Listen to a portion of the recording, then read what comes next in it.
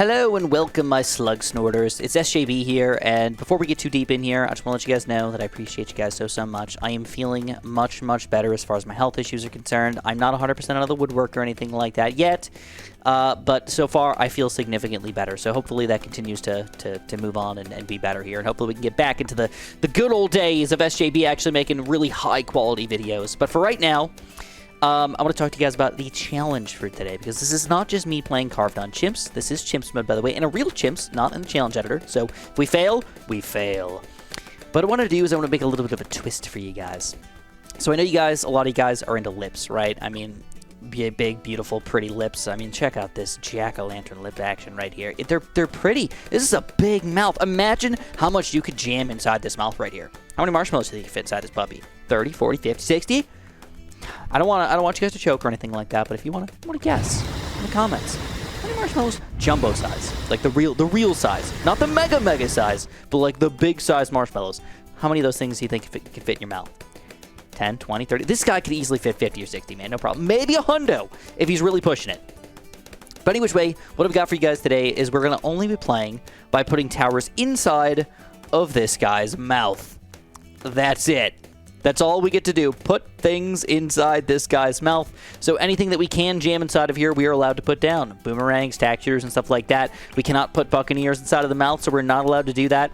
Monkey Aces, I think, don't fit here. Heli Pellets don't fit. So we're really going to have to be smart about how we do all of this. But of course, for right now, we're surviving just with the mouth, baby. Huge shout out to my sponsors. That's all of you guys. You can sponsor me too by using my creator support code. It's just a simple little SJB. And thank you guys so much. And thank you for being awesome. So first of all, I want to apologize to you guys because I got you guys thinking about beautiful big lips here. You guys are probably just a little bit, but probably a little bit turned on right now. I'm sorry. I know. It's like my voice and the beauty of what's going on right here. Of course, I picked Adora, you know, so like, I'm sorry for teasing you guys like this, but I just feel like I had to. All right, I have to. It just works too well not to.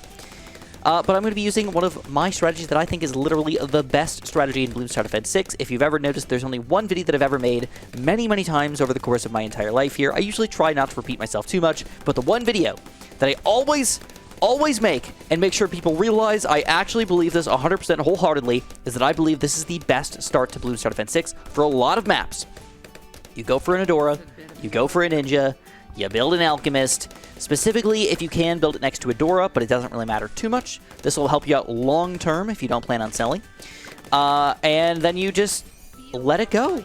You get a Ninja up to 402. You let Adora get nice and strong. You end up beefing these guys up, and you've got an almost unstoppable force here. So check this out. Once I get the upgrades going, you guys will see it happen, and we're just going to kind of glide through the early game here. But late game, that's a little bit of a different story. So this is the setup that can guide us through all the way probably till round 63. There may end up being some rounds that are a little bit problematic about have to use abilities and things like that, but other than that, this will glide you there. The main thing is, even around 40, it might be a little bit difficult right now, but that's because Adora's still going to level up more and more over time here. So check this out. We're still going to kind of dominate this thing pretty reasonably easily here. A little bit of ability action, no problemo. And we just let this ride. Adora's going to keep on getting stronger. We got the Alcure 4-2, Ninja 402. These guys are going to get buffed pretty much the rest of the game here, and it's powerful, dude. It's just freaking powerful. So we were able to save up a cool 40k here. I don't want to say no issues. Had to use a couple abilities here and there. Believe it or not, 60 was actually a little bit of a deal for us. But now we get to decide what do we want to do with all of our money. That's the fun part here. So it sucks because there's only like one big tower you can put in there, like a medium-sized tower. I can only fit one mortar. I can only fit one super monkey if I want to. Even spike factories, dude, like super duper tight. Actually, you know what, spike factories? Yeah, we could probably fit a couple more spike factories in here, maybe. But that still does limit us in a little bit of ways here because specifically I wanted a village. You know, like I usually put a village next to my Adora Ninja combo, and that's like a guaranteed awesome combo. Get the jungle drums, get the camera detection, no weaknesses. But that's not happening. So I'm going to switch this up, and I'm going to do a really weird play. I don't even know if this is a good idea, but I'm going to do it anyways. I'm going to throw this next to my Alchemist as well, which I'm somewhat regretting. Somewhat. Going for this guy, but I'm going to go for a bottom path, Dartling Gun, Bloon Arrow Denial System. I can aim him if I want to, but I think I'm going to do that cam detection for later on, so we're going to go for the middle path here. And luckily for us, we just put him on target independent. And for the rest of the game, he'll just kind of do his own thing. He'll just kind of pop some things. Now, what's really cool here is if we get a Bez, I mean, this is only $62,000. This might actually be affordable here without us buying anything else for the rest of the game here, specifically because this guy's getting Elk and everything. But I am a little afraid of DDTs. Once we get to 80 plus, probably going to start to struggle against some of these BFBs and Zomagods and stuff like that, but DDTs in particular. No camo detection on Adora. This guy's got 0 lead popping power unless you end up making sure you alchemize him or get a village up to middle path, 3rd tier. So there's like a lot of ways that this could go really, really wrong for us in the late game. But for now, because I'm just feeling pretty good, we're going to let it ride. So far, I got to admit, we are just absolutely flying here. Things are good. I mean, I used Adora's abilities just a little bit here and there. This is probably the most troublesome round for us, and even this doesn't even require us to use our last ability here. 78, though. This is a little bit more on the risky side. Beefy Bloon-tastic round. Oh, with the ability. Oh, it goes down so easy. We got $52,000 saved up.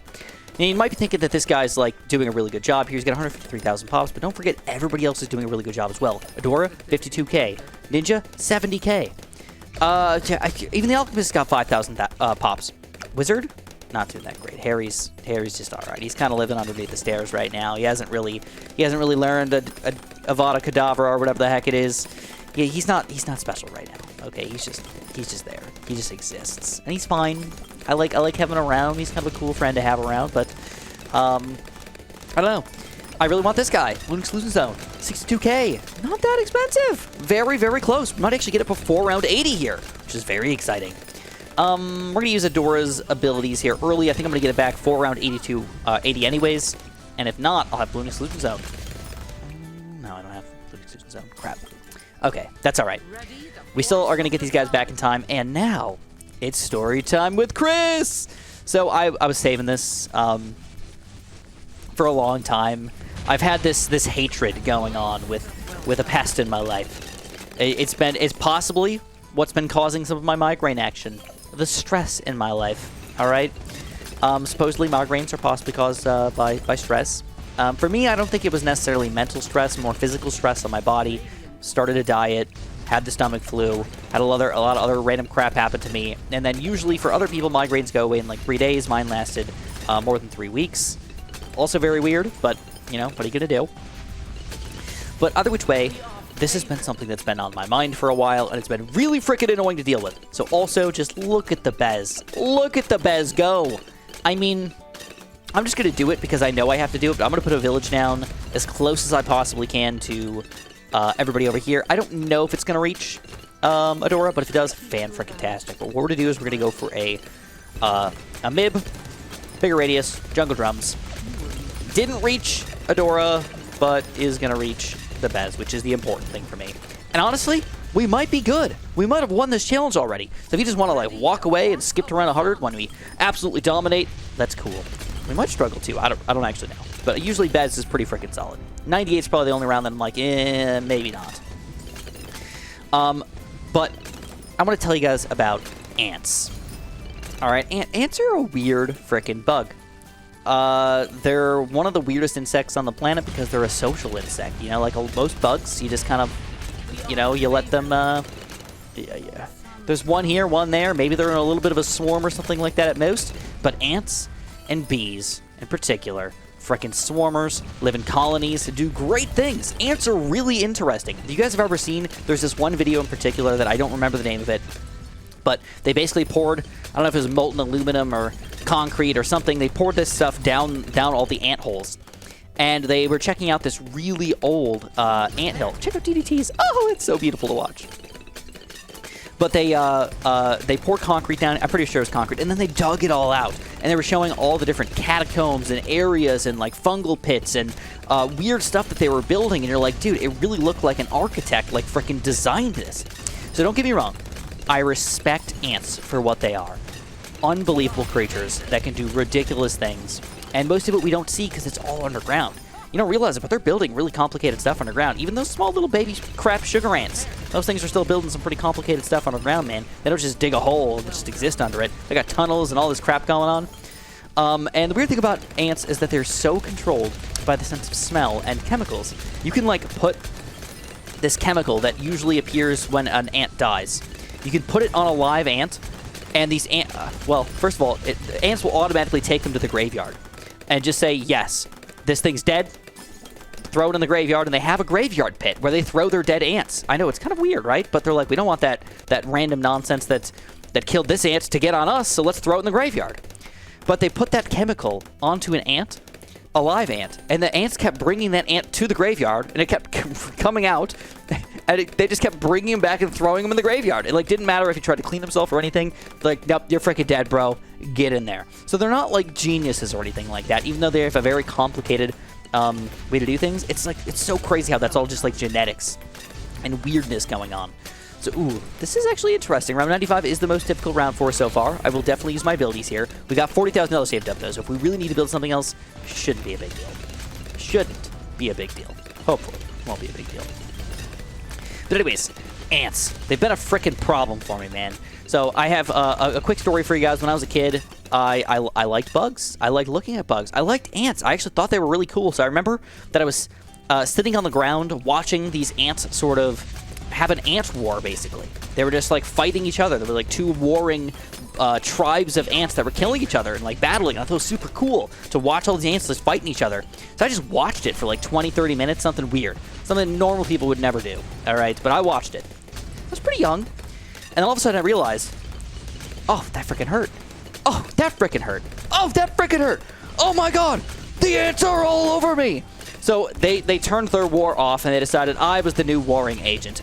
Chris had to freaking go. So I was getting bit by ants all over the place. I realized there was hundreds of them on me. I don't know how I didn't feel it. I don't know if it was just on my clothes or it just happened all at once. But as soon as one ant bit, bam, they all started biting. It was like they released a freaking chemical on me that I was the new thing that had to freaking go. All right? it was very weird. Very weird. But I got bit up the wazoo. I remember taking off all my clothes besides my boxers. My mom was spraying me down with the hose because I started screaming kind of randomly. Like, I wasn't used to getting bit by ants, man. Luckily, they weren't fire ants or anything like that, but they were still kind of problematic ants, right? Nobody wants to get bit by ants or anything.